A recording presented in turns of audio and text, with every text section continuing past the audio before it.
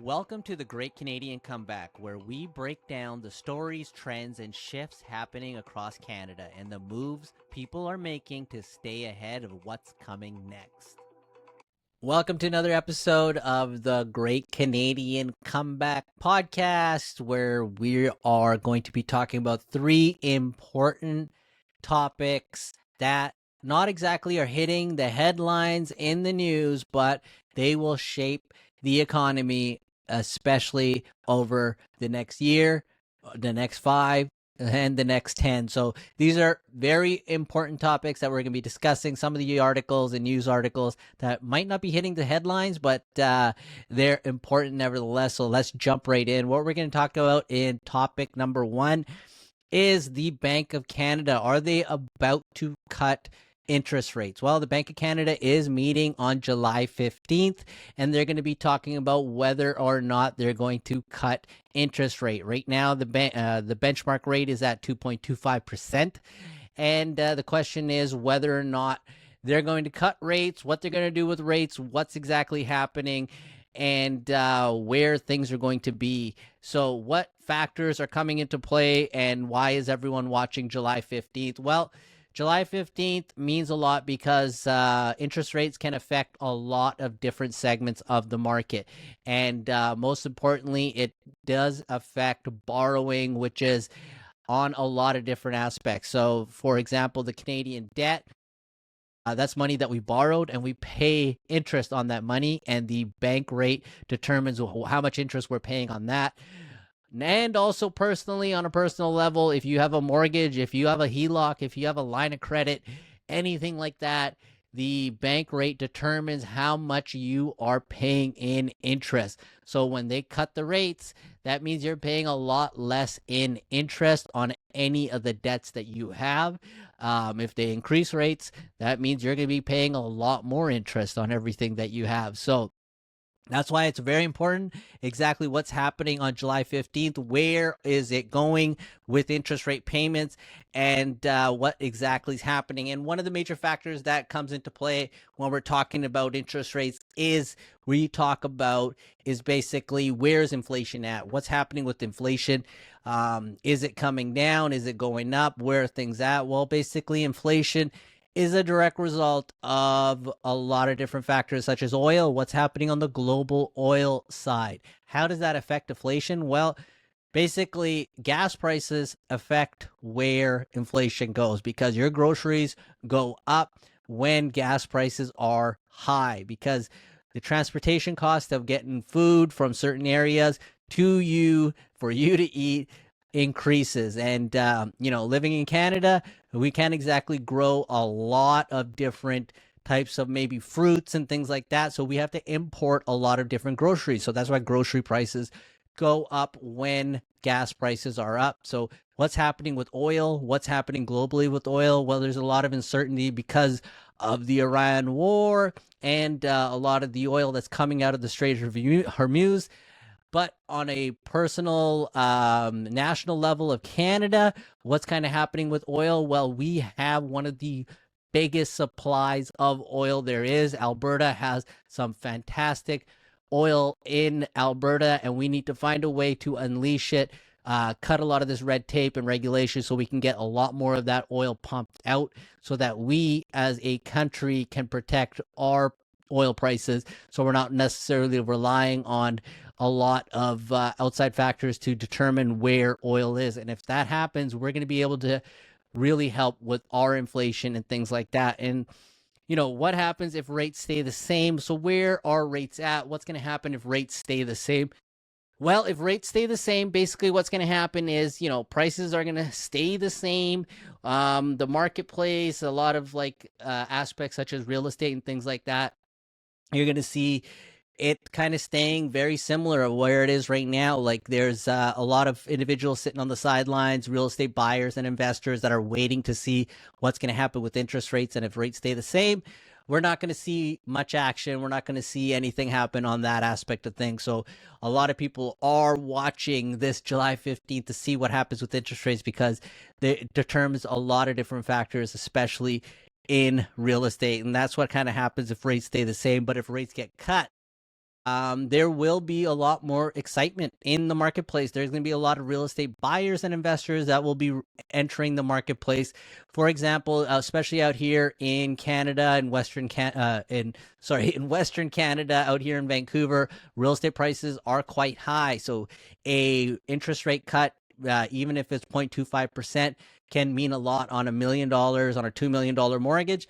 That can be a big interest rate relief, and it can affect monthly payments. So when people do see those kind of cuts, then they start to enter the marketplace and they see a lot of excitement on getting back into the marketplace. So that's what's going to happen if rates get cut.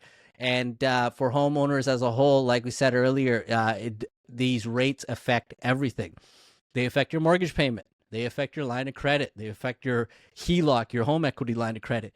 Anything that you have in terms of debt is reflected by the interest rate. So if rates come down, you're paying a lot less in interest, which is exciting. And everybody wants to pay less in interest, so they have more money in the bank. So that's why interest rates and what's going to happen with the Bank of Canada is so very important. The next topic we're going to talk about is Canada is pushing to build more houses. They are pushing to do a huge housing development in a lot of the major cities in Canada, particularly in Vancouver, in Toronto, in Calgary, even Montreal and things like that. They want to help build more affordable housing because a lot of these major cities, the prices are very high and it's very difficult to get in. So what exactly is going to happen if the government begins to spend more money on building more affordable houses? What's going to happen in the marketplace? Is this going to be a significant help trend? And what's it going to do for real estate prices as a whole? Well, what's going to happen is if there's more supply, which is what the government's tending to do, they're saying, hey, we're going to supply more houses. If there's more supply, then basically prices will come down, because as there's more supply and there's more options, prices will come down because demand does need to keep up. However, if they increase demand as well by cutting rates and increasing supply, it can get very exciting in terms of helping, affordable pricing, affordable houses. And we need more housing. We need more affordable places, because this is going to help Canadian citizens get into the housing market, get into buying something. And it's going to help with immigration as well. Once the economy really starts booming, we're going to be having some immigration flowing in, and they need houses to live in. They need more, they need definitely different places to get into. And what is going to happen is building homes enough. Is it going to affect the marketplace if you're just building a lot more homes? I believe so. It's going to definitely help the market, and it can definitely be very effective, because as you build more homes, supply is going to increase. You're putting to work a lot more Canadians. These people that are building homes, whether it's the government or the private sector, needs resources. First of all, you got to buy materials to build the home, right? That's going to increase like a lot of transactions with businesses and things like that. And you're putting people to work, so there's going to be a lot more employment. A lot of people are going to be working in construction. They're going to be working on the job sites, building up these homes, which is going to be helpful for the Canadian economy. And as a whole, it's going to be fantastic because a lot more people are getting to work, which means the economy is starting to have a lot of transactions, have money flowing through the economy, which is great for everybody that's involved. And basically, how long does it take before supply changes? And it doesn't just happen automatic. These things don't happen overnight. So for example, if they are planning to, let's say, build 1,000 or 10,000 homes a year in certain areas, that's not going to be done right away overnight. It does take time. It takes planning. It takes construction. It takes material. It takes putting people to work. And if you live in Canada, we are exposed to the elements, and it's very tough to build during the winter time. It's hard to be outside and doing construction when it's minus 40 in some parts of the country, or if you're out here in Vancouver and it's just a pouring rain for months on end. Construction does get very difficult. So there's a lot of different factors that come into play. If the Canadian government is pushing for this, building more homes and doing more affordable housing, how is it going to affect things? It's going to be very exciting. And does construction help resale? So what does it do for resale? Well, what does new construction do? It does help resale, because now as new construction comes into the marketplace, you're going to have a lot more transactions taking place, because these new properties will need to be priced at a point where they need to be bought or sold, and that is going to affect all the other properties out there in the marketplace. So for example, if a brand new home is in your neighborhood and it sells for what you think your house is worth, and your house is like 20 years older, it's going to affect the pricing of your home, because your price of your home will come down, because it'll be compared to what that price of that new home is. So, price points are going to be a major factor in terms of what this new construction is going to do. If there's a new shinier object that's like a lot nicer, that's more affordable, then people are going to be buying that product rather than going after some resale product that is not as nice. So you're going to see a lot of development in terms of pricing. You may see some more price corrections happening and reductions happening, or it may happen on the flip side where everything will level off, and things will start to have more transactions. So there will be a lot more people doing a lot more buying and selling and trading and things like that. And is it good news for long-term investors? I think it's fantastic news for long-term investors, because you're going to see a lot more happening in the marketplace, which is exciting for anyone that's in the industry, because you're going to see things happening in the marketplace that are going to be helpful for investors as a whole. Like long-term wise, like if there's definitely a lot more houses being built, a lot more affordability happening, that means it's going to be helpful for the end consumer to get into the marketplace. So investors are going to be excited, because regardless, that home is going to be filled with a human being, right? Like humans need to be living in houses. So whether it's new like immigrants that are going to be coming into the country that are going to be living there and renting, or it's a Canadian citizen that's they're helping to get into that property through an affordable housing program or whatever it may be, the end investor is going to be very excited, because it's going to help that happen in that marketplace. So it's pretty cool. Housing, it doesn't get fixed overnight. It's a long-term play. Building a house takes some time. There's a lot involved. And if this is something that the government's pushing for, I think it's going to be a great thing long-term, and it's going to be very helpful to the economy as a whole. Now, the next topic we're going to be talking about is, are we entering Canada's next investment cycle? What's happening in Canada right now? Is there a massive investment cycle happening? And what's kind of happening in consumer confidence? Well, here's the thing. If there's a lot of different investments taking place, as we can see, the Canadian government's investing in housing, they're investing in natural resources, they're investing in mining, they're investing in forestry, and exciting part is they're investing in pipelines and LNG, getting oil out, and where there's a lot of internal investment happening in Canada, which is helping consumer confidence, because a lot of people in Canada are like, all right, great, we're starting to see Canada come back. We're starting to see a lot of investment taking place here on Canadian soil. We're not sending all this money out of the country. We're investing within our country, in our own infrastructure, in ourselves, so that we are better players on the global landscape of things. And there's a lot more excitement happening. So consumer confidence gets up.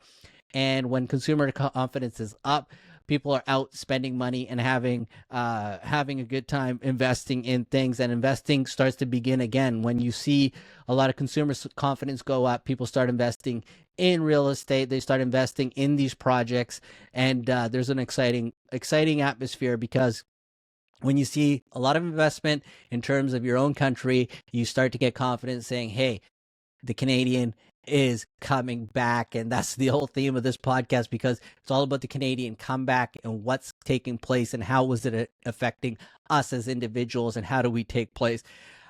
What's happening with FIFA? How did FIFA affect Canada? All the games are now done here in Canada, wherever you may be, what round we're in. The finals are around the corner, but the games are done in Toronto. The games are done here in Vancouver. What did that do? I don't know if some of you guys paid attention to what was happening, but if you follow some of the news or social media and saw some of the outlook, it was extremely positive. A lot of international people that came to Vancouver or Toronto were absolutely blown away about how beautiful the country is, how beautiful these cities are, how nice Canadians are, how great everything went.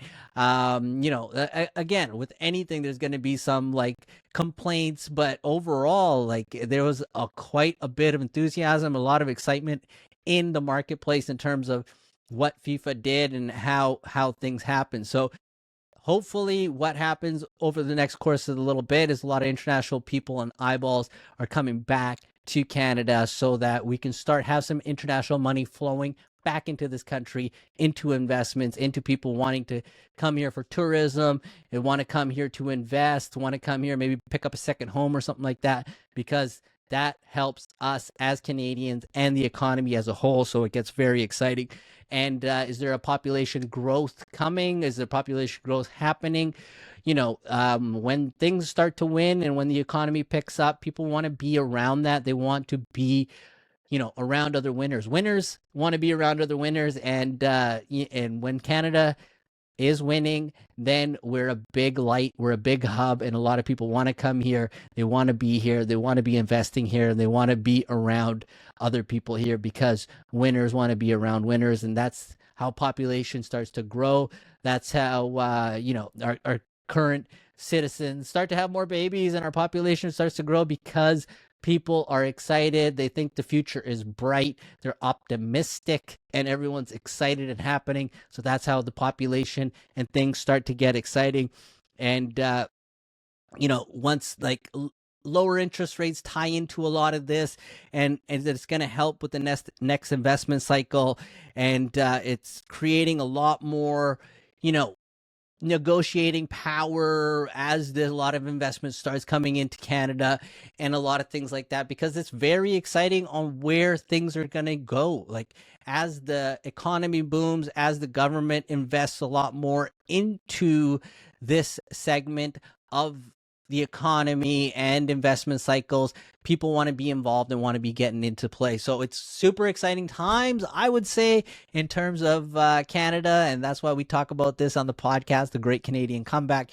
We're talking about why it looks optimistic, why things look fantastic. And it's very exciting in terms of where things are heading.